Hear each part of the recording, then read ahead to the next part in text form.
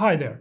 3 years ago, I made a video on Salesforce most commonly asked interview questions, and since it was pretty well received, I thought I'd make a follow-up with the newer list of questions they ask in job interviews, as well with some trends on how to go about answering such questions. The first and most commonly asked questions is, of course, your elevator pitch. Tell me about yourself, or why do you want to work at Salesforce, or one of its subsidiaries, or where do you see yourself in 3, 5, or 10 years, or why are you a good fit for this role? Okay, so pretty standard interview question. Any major company has this at the top of their commonly asked questions list. So what's new today compared to 3 years ago? Well, one way you'd want to go to get some inspirations, if you want, to how to answer this would be ChatGPT. And actually, I was pretty impressed how good they are at giving you ideas and helping you to brainstorm on what could work for your specific role, being sales or technical. Okay, so the standard way to go about this is to pitch your career highlights, including education and eventually some key metrics, and even consider linking them with Salesforce's values, because that's something that they put some emphasis on, and you'll see next is also commonly asked interview question. Okay, now a common mistake I would like to talk about here that you want to avoid. In my opinion, it's not worth investing too much time into this introductory question, simply because there are a couple of others more interesting behavioral questions that you would want to prepare. And in my experience, candidates with the strongest story bank pass these interviews as compared with candidates with the stronger elevator pitch. Okay, so these are my findings. Okay, so don't overinvest into this one. Second question, most commonly asked: tell me about yourself in 5 words or less. Okay, or what makes you stand out compared to others within your role at your previous company?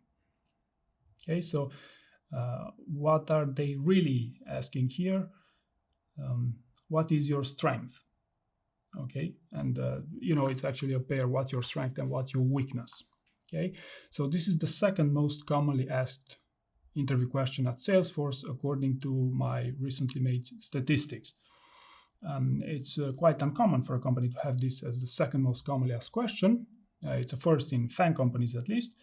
And I believe it's quite an interesting approach that they ask you about your strength as the second most commonly asked question, because, truth be said, candidates should sell themselves during a job interview on their strengths. Okay, so do you know what your strength is, or strengths, if you want?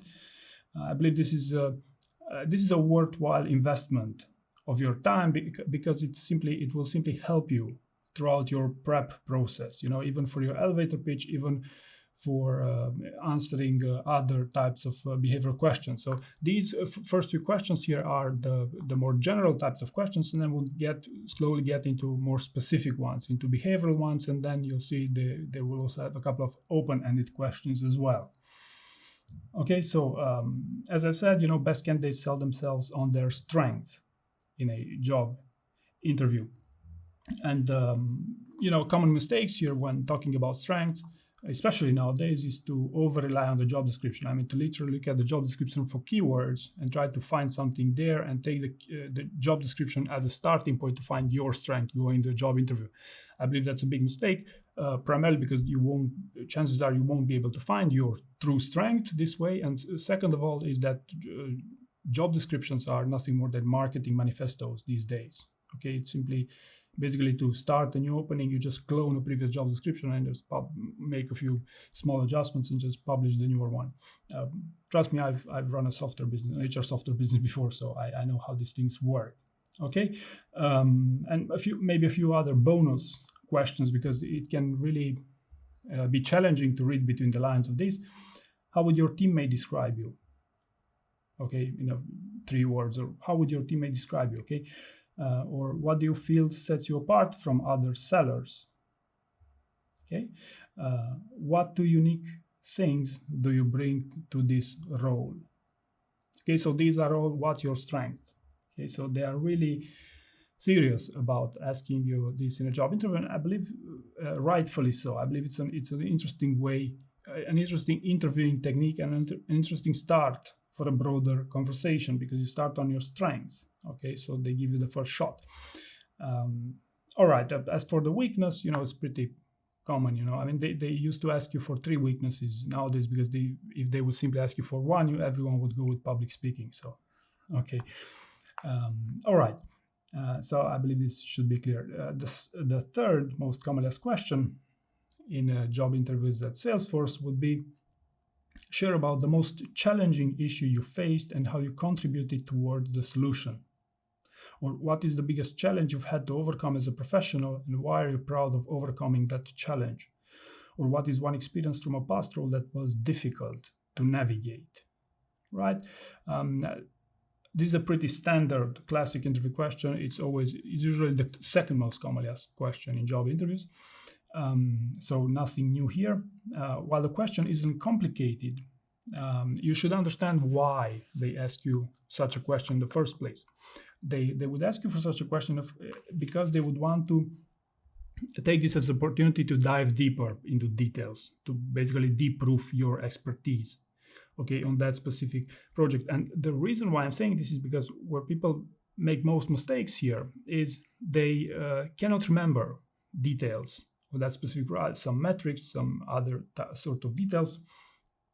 And if you don't remember these details, it could mean 2 things. Either you didn't prepare for the interview, either you didn't own that project. Okay, and both are not good signs, not the best signs here. And if you want to understand why this happens, why you cannot remember all the details, this usually happens for people who prepare answers to questions for the interview. This is how they go about their prep, versus preparing a story bank and then answering questions. To give an example here, if you would prepare what's a challenging project in your career, if you'd prepare it on a story bank, you would make a brain dump of several pages with everything you remember about it. Maybe it was 10, 15 years ago, okay? And then you will gradually start to, trim down the fat and only leave what are the most interesting bits of information there.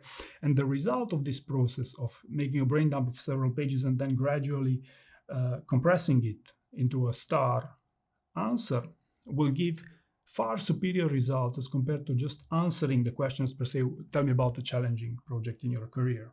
Okay, and it will you will feel far better prepared for the interview if you prepare this way. Okay, so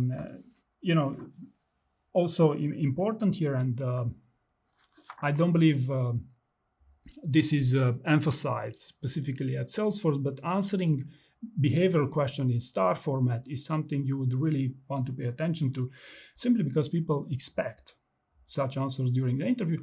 And oftentimes people who give great star answers during the interview are perceived also the ones who prepared for it. So this is the most basic thing you could do to show them that you really care and you're really prepared for the interview.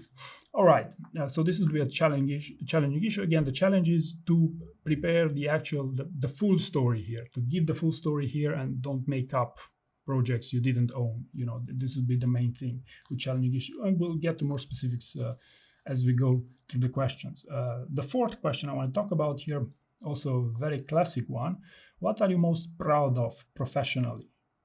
Okay, or what's your best sale, if you want, or describe a deal you've won, process, methodology, ROI, or talk about the most interesting project in your career.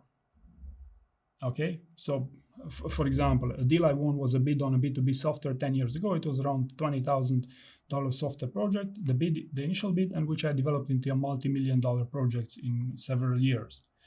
Okay, so again, the example isn't hard to find here. As with the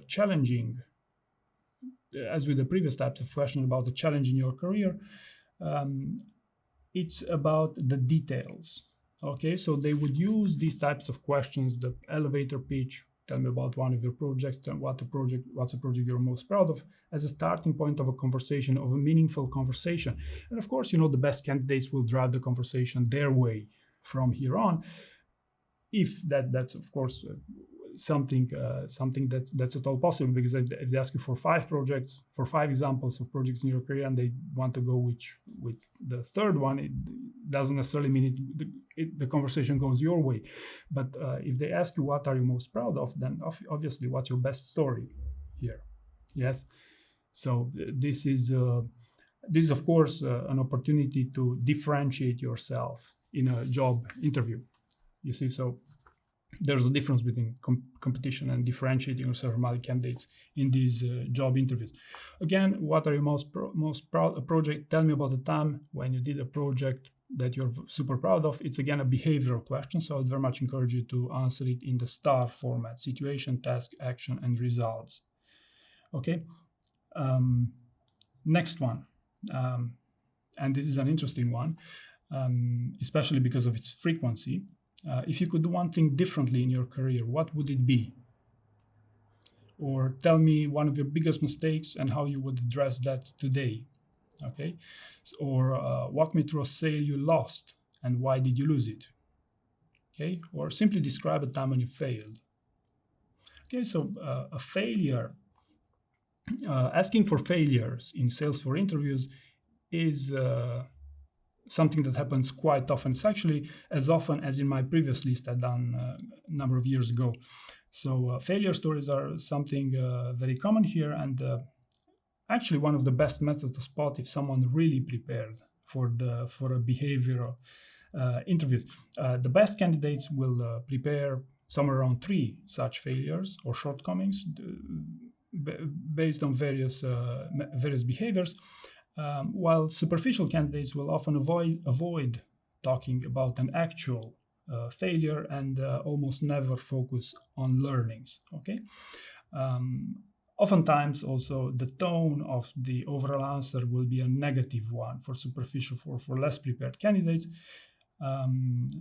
because your tone will be a negative one, simply because you don't really understand why they ask you this question in the first place. Okay, so again, they ask you this question to see if you actually have a failure. Okay, because not many people are able to talk about failure, during a live setting and for the first time. And second reason is because they want to see what you learned from that failure. All right. So failure stories are something you'd want to take seriously, and we'll also have at least one more of these more specific failure story as we move on with the list. Next question: how do you handle people who disagree with you? Or describe a time when you and your colleague disagreed over a topic, and how did you resolve it? Or describe a conflict situation with your manager. Right? So pretty standard interview question. It's basically looking for your interpersonal skills. If I'd had to give an example, would be me and my business partner had a disagreement of where business was going. And since we were working remotely, disagreement escalated into a conflict, and this is how our relationship ended. Okay, so greatest learning was remote work has some serious downsides as well for interpersonal relationships in particular. Right, so what I want you to notice here, this is far from being a standard example that a candidate would give to how do you disagree with people, because I actually gave a failure, our relationship ended. However, because the learning was the remote work had some serious downsides, I believe it's a pretty strong learning that I could sell myself as someone with interpersonal skills because I've learned from that mistake. All right, so notice here how I sell myself with a failure on a question, not asking me for a failure in particular. Okay, and you'll see this in other sections as well. Okay, so a time when you disagree with your manager, a time when you disagree with your colleague, or a time when you disagree with a customer if you're a customer-facing role. But disagreement, interpersonal skills is something you really want to sell yourself on. I want to give you a more peculiar example so I don't go, with what's easy to find online. Next one. This role is customer facing. Can you describe any experience you have interacting and speaking with customers? Or how do you manage difficult clients with examples to further explain? Or take me through a tough client conversation. And by the way, I have this list with these commonly asked questions. I also have in the video description right next to that like button. So customer-facing roles, working with customers. Okay, I believe that pretty standard interview question for anyone customer-facing role. Essentially you'd have to find a tough sell you made or something interesting. What's your most interesting customer interaction in your career? And also maybe interesting here would be to talk about customer-facing roles for for roles in IT as well. Okay, what you should know about this, especially if customer facing is not your thing, is that customer could be internal as well as external. Okay, so you could have internal customers as well, and it is widely thought that you cannot easily train someone to be customer obsessed. Okay, either you have it, either you don't. Okay, at least now you cannot coach this for the purpose of a job interview. Okay, so an experience with a customer would be the main thing you'd want to think about here. And of course, you could go with an answer in the STAR format. You could easily make this fit as a behavioral question as well, which would be beneficial. Next, a more non-standard type of question, a non-behavioral question. How would you explain linear regression to an 8-year-old kid? Or could you describe Salesforce as if you to your grandmother? Or how would you explain a technical concept or product to a potential client who has limited technical knowledge or experience? Or if you could describe the cloud to your grandparents, what would you say? Okay, so basically explain a complex concepts with a few words. Clarity of thought. Okay, so this is another, together with your strength, selling yourself on your strength in a job interview, clarity of thought sells in job interviews in particular. And also I want you to notice here this question is both for technical and sales roles, okay? The linear regression and the sales roles in the cloud, for instance, okay? Next one, how do you handle priorities, or how do you prioritize accounts, or how do you prioritize and manage your sales pipeline? And what techniques have you found to be effective in driving the growth and closing deals? Right, so again, a question for both technical and sales roles as well. The reason why I'm grouping these together is because I believe that the best way to become good at behavioral interviews and at interviewing in particular is to reason by analogy. In other words, a technical role could get a lot of information from example for a sales role as well, if you know to reason by analogy. I actually have a business on this, I sell training programs. So again, don't feel like, hey, this question is not for me, I will just skip it. If this question could make sense for you, then it means it's worthwhile taking a look at it, with, of course, the note that you must have a story bank at first, because your story bank must be able to address pretty much any of these questions. Now, with respect to the question itself, prioritization. Well, this goes together with decision-making types of questions, a time when you make a tough decision, but what's more interesting here on what are the best candidates, giving us examples here as the time when you prioritize, they're giving examples based on frameworks. They link their prioritization technique with some sort of framework. All right, and if going into examples of frameworks, I believe it's a bit beyond the scope of this video. Sales roles will have some sort of framework to make a prioritization technique. Technical roles could have an entirely different framework to make a prioritization techniques. From my experience as a coach, there are people who even prefer to showcase, to draw, to picture a chart or something during the job interview with some prioritization technique, or how they went about prioritizing something, because it sells best, and it's probably also far easier to explain, So if you have a time when you prioritize something, and we all have such an example, try to think about what technique, what sort of framework could make your example even more credible, okay, for the context of a job interview, because the moment you manage to link it with some interesting keywords, frameworks, I believe it sells best for the purpose of a job interview. Okay, next one. Do you know our company's values? Or which of our company's values resonates best with you and why? Okay, so do you know what are Salesforce values? There are 5 of them: trust, customer success, innovation, sustainability, and equality. Okay, so these are, you could easily score a few easy points if you read these values, and keep in mind that, yeah, they might ask you this. Which one resonates with you best and why? I believe the best way to pitch this would be to take one that you like best, or I should say, you take your best story if you haven't already used it during the job interview, and associate it with one of these core values. Okay, because the idea is that in a job, especially in a behavioral job interview, best candidates are the ones with the best stories. Reason why I said if you haven't already used it during the job interview is because the downside of always using your best story is you could use them multiple times with the same or different interviewers, which could be perceived as you someone being either inexperienced, lacking sufficient experience, you only have 3 projects in your career, or trying to intentionally influence the interview, which does happen but less often.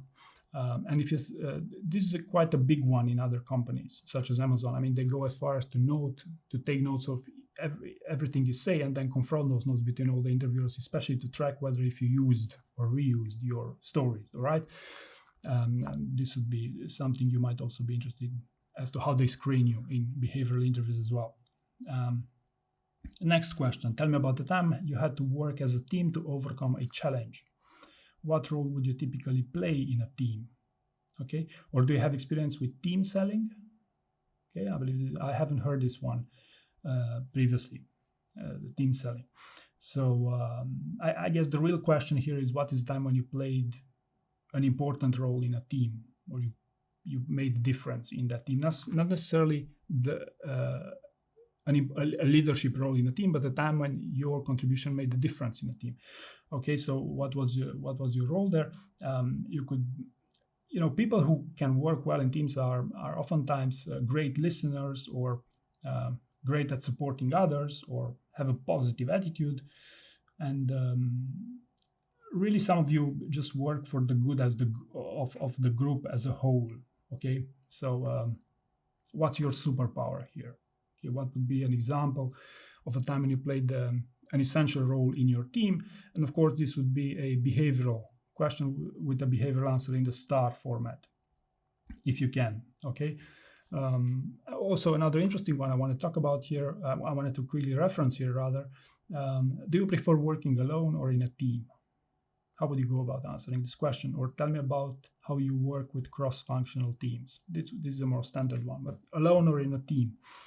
To give a hint here, there's no right or wrong answer for this one, but I believe thinking ahead, preparing it ahead of time is beneficial. I only seen it once or twice. All right, next. What is an example of a complex deal you've closed, and what did you learn from it? Or how did you handle a complete sales cycle? Okay, if you remember previously, we've heard this question: what's your most successful project, or tell me about the deal that you've closed start to finish. The reason why I'm mentioning this again is because that context was, what's your best project? Okay, this context of tell me about the complex deal specifically expects you to make a deep dive into a sale you've closed, or a deal, a complex deal here. And from experience, it's not always that your best story is one that you could talk about for 30 minutes straight. Maybe I'm exaggerating a bit here, but still. So the point is that you should prepare for a deep dive during this job interview, because they must deep proof your expertise. And again, people who prepare will remember all the details, all the metrics, all the intricacies of that initiative. People who don't prepare will even try to make things up for the sake of not sounding as unprepared for the job interview, or even worse, they would talk about the project they didn't own, because some of you will prefer to make a bid that during the job interview the outcome would be for you to get up leveled. Okay, again, this is an approach that it's highly unsuccessful according to my experience at first, and the people who got up leveled, in my experience, are also the ones who expected the least. Okay, of course, they did prepare for the interview, but they are not going to an interview with this goal of being up leveled. Okay, All right, so this would be a complex deal. Again, the deep dive, it's a pretty standard test in behavioral interviews. So that's why I think it's worth preparing as well. Next one, how do you deal with stakeholders? Or what's your toughest stakeholder and how did you handle that situation? Or a time when you had to manage stakeholders? Okay, so in my opinion, this is a question testing for your ability to build trust.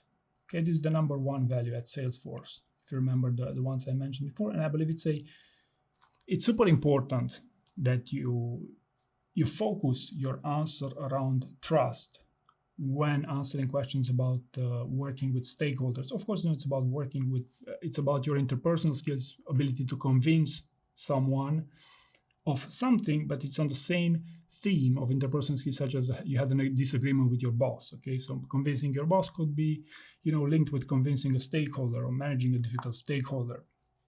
Okay, but all in all, it's about trust. So I think it's worth mentioning it as well. This next question is particularly for analysts. Tell me about the time when you have analyzed data in your previous role, or have you worked with KPIs before? Give me an example. Okay, so as for the example of a complex deal you've closed, this is a deep dive, and again, it's important to remember all the details, okay, and not to bluff about your actual responsibility. I know analysts have a tendency for some reason to do this, but unfortunately, it never works. Okay, so it was a quick one. All right, next one. Tell me about the time when your deadline moved up unexpectedly, and what did you do to ensure it was still met? Okay, so how do you deliver under pressure? This is the actual question here. And from experience, the best answers will focus on delivering with high quality and important factors to successful delivery, such as communication, multitasking, or basically focusing on the main thing that enabled you to deliver on time and with high quality, right? While the weaker answers to this behavioral question, again, will be more negative and tend to focus on excuses as to why you had to lower the quality bar or why you actually missed the deadline. So this would be the main differentiators here. So what I would encourage you to do would be to simply see if you have an example of this, if you already have it in your story bank, and see on whether if it's a bit negative or talks about excuses too much. Okay. Next one. Describe a time when you had to deal with ambiguity, or tell me about the time you didn't have enough info to make a decision. Okay, so decision making within an ambiguous situation. Okay, this makes me think of a leadership principle at Amazon: are right a lot. So great leaders are right a lot. Okay, so this is the theme here. But decision making, prioritization, really the same topic, if you remember. So as I said previously, frameworks are something you'd want to ideally focus on. And decision making, an interesting framework, if you want, would be type 1, type 2 decision. Type 1 meaning it's easily reversible because it doesn't. So type 1 decisions which are easily reversible, which don't require you that much thinking. For example, when you have a project with ambiguous requirements and you have to give a deadline on it, well, maybe it's not the main thing to give the most accurate deadline as it is to give it quickly, because that deadline could evolve, or a price range if you want. Whereas the type 2 decisions are the ones which really take a lot of time to think about because they're irreversible or not easily reversible. Okay, and an example I like giving for irreversible decisions is a wisdom tooth extraction. If you take it out, I've never heard of an implant for a wisdom tooth extraction here, so it's not a reversible decision. That's why I know it's worth taking some time to think about, hey, is it best to do it or not? Okay, so this would be okay. And type 1, type 2 decisions, where I first heard of this in a letter, in an investor letter from Jeff Bezos. Okay. I cannot remember the precise year. I think it was one of the first letters he wrote to shareholders in their annual shareholder letters. All right, so this was about ambiguity. Okay, and just a few more, around 5 or so. A time when you faced rejection, or adversity. Okay. A time and face rejection is, again, tell me about the time and face rejection, a behavioral question. It means they are looking for your past experiences in order to predict your future performance on the job. This is the definition of behavioral interview. So, for example, I deal with rejection every day, and since persuasiveness is one of my strengths, I learned the importance of picking my battles more carefully. For example, being persistent about something. For example, I tried to market my services on LinkedIn for over a year. It never worked, and it wasn't even close. So in retrospect, if there's no success, sometimes it may be not worth the effort. Actually, this is how I started the YouTube channel. So again, so the idea here is that it's not always worth that you invest, you do your best in the face of rejection. At least that was a learning I had to do, taking this combination of rejection with my strength as persuasiveness. So this I managed to focus on my strength, on what actually matters. Okay, so it's sort of pitching this again to a failure. Okay, not a time and face rejection or adversity when things are not going your way. You pitch it through a great learning that is not always worth focusing on such an approach. Next one, how do you manage your time? Okay, or generally speaking, they're actually asking you here, what is interesting about your time management routine? Okay, so for example, you've heard probably throughout this video, I focus on keeping the main thing. Okay, the main thing. This is a concept I've heard first from Brandon Burchard, High Performing Habits, I believe it's called the book, around a few years ago. And it was quite revealing to me to focus on keeping the main thing, because especially in today's economy, digital economy, if you want, there's a ton of distractions. Okay, so for example, 3 years ago, I felt like I should build my own training program for behavioral interviews. And while I was coaching and publishing on YouTube, and I quickly noticed that doing all three won't fly. So I focused myself full-time on training programs for that, and this proved to be the right thing, since building the training programs was the more challenging thing. Was actually more challenging to provide high quality training programs than I anticipated, and had I kept going with three things at once, I would have never reached a sufficient level of quality to allow me to basically to launch that thing. Okay, this would be on a macro example of how do you manage your time, or on a micro example, prioritizing smaller tasks, okay, with the main ones in the first part of the day, and maybe also interesting in creative work. I found that anti-prioritization to be quite efficient, or simply put, give yourself time for creative thinking. Okay, no deadlines.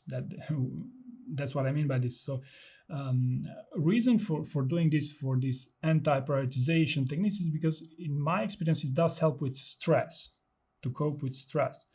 And of course, then you'd want to give an example about this. An example for this would be if I put a deadline on publishing a YouTube video every 2 or 3 days. Problem is that it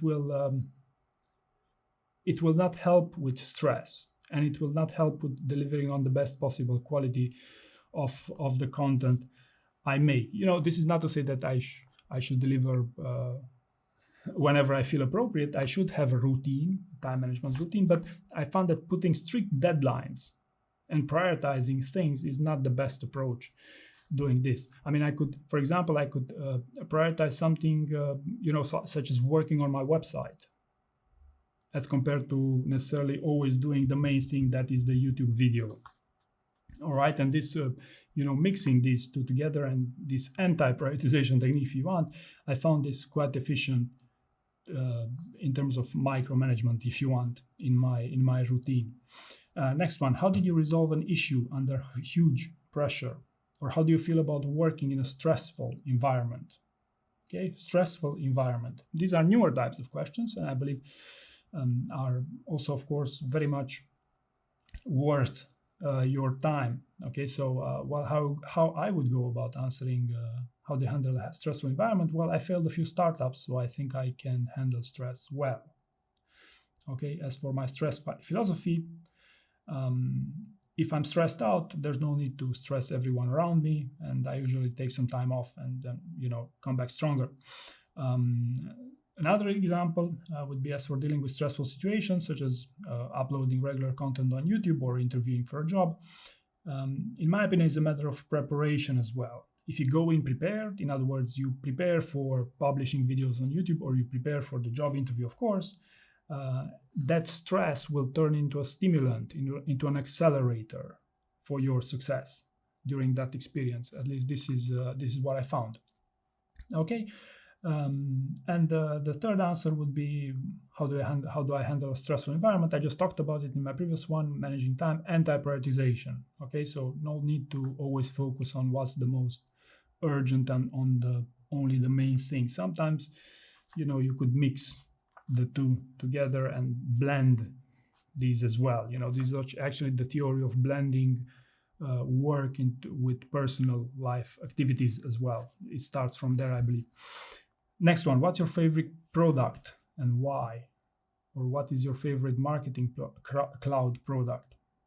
Okay, so does this question make sense for your role? If it does, then I believe it's worth preparing for it. I've seen it 2 or 3 times, and yeah, I believe the most interesting part of the question is why. Why do you like that specific thing? Okay, next, what are your values? Right, so translation. Which of Salesforce values resonates best with you? And of course, if you have others, even better. Trust is the one I found the most interesting one. And for me, in business in general, it's always about trust. And my best story is when I failed the business due to lack of trust. If you remember the previous thing, how my collaboration ended because of that remote setting, which did not contribute to creating an environment based on trust.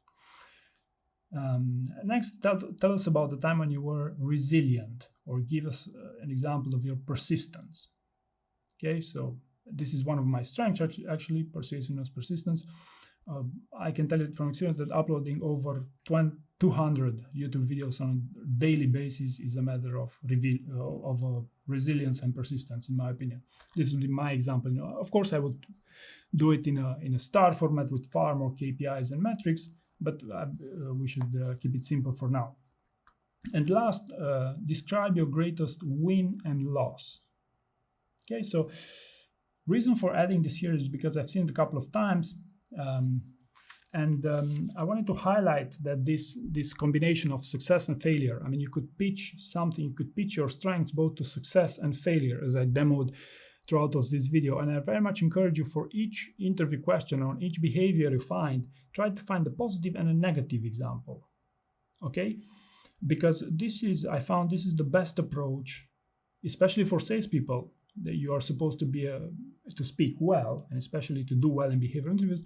But this is I found an interesting interview prep method to really reach the best version of yourself, within this niche domain of behavioral interviews. Okay, and I will just close by saying this, that where you want to be, ideally, the best, the top of the line, the top 1 or 3% of candidates that do well in behavioral interviews, they are able to educate their interviewer during the interview. Of course, educate them around their skills, about their strengths, without sounding arrogant, of course, but it's a matter of preparation after all. But I found that education sells within these jobs interviews, whether you have it from your CV, whether you're able to educate your interviewer about yourself. But this is something that you would want to take as an approach. If there's one framework I found that works, here I believe education sells during these interviews. Hopefully you found this information useful, and thank you very much for watching.